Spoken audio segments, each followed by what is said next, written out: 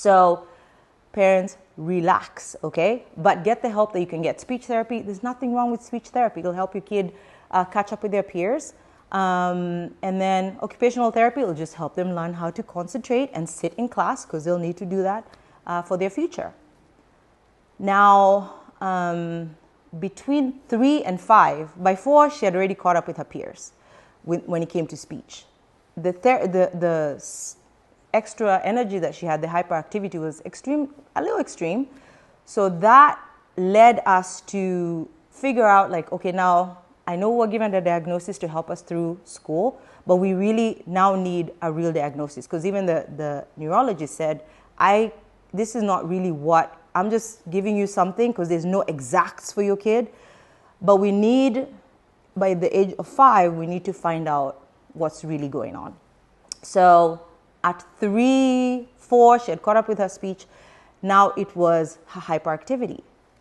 And so around 4, 5 is when they said, for sure, your child has ADHD. Now I was like, why didn't you guys give us that diagnosis when she was 2.5 to 3 years old? And they said that's too early to diagnose a kid with ADHD. I do not know why. I am not an expert in that, but I know that that's what he told us, the therapist. And my pediatrician kept saying, I told you there's nothing to worry about, but I'm glad that you did the speech therapy. See, your kid has caught up with her speech, but now I feel like the extra energy, the ADHD, there's nothing, that's something that can be done, it can be fixed. You can always, get, there's medication for that, and there's also occupational therapy that can help your child understand themselves, especially as they grow older. By the time they're 8, 9, 10, they've understood their bodies, they've understood how much they can sustain attention in class. And good schools do still have assistance for that. There's special education where they help figure out how to, if your kid is struggling, she can't stay in class the whole day, maybe that last bit of class they can do their work in a separate room and finish the schoolwork, whatever. So the school will assist you in that. And that is if you have a great school district. Because I will talk about school districts at some other date, but if you don't have a good school district, I think you should just refer back to or revert to, homeschooling. Homeschooling, you're the parent, you're the teacher, you know your kid very well.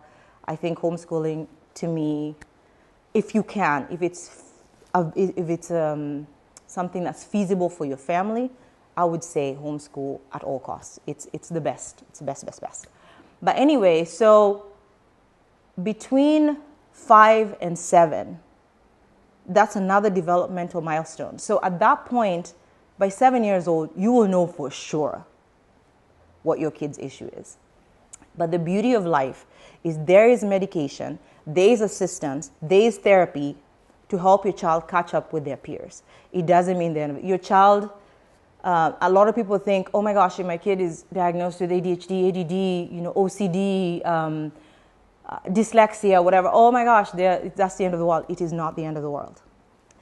Your kid is going to be all right. There's a lot of grown-ups who are walking around don't even know that they have dyslexia.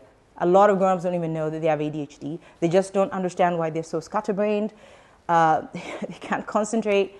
But they've figured out how to deal with life. They know that, hey, I am not going to be able to be at work all day. I need to, after an hour, go take a break, go to the coffee station, grab a cup of coffee or whatever, come back, take a break, and they just understand how to work life. Your kids will understand how to work life.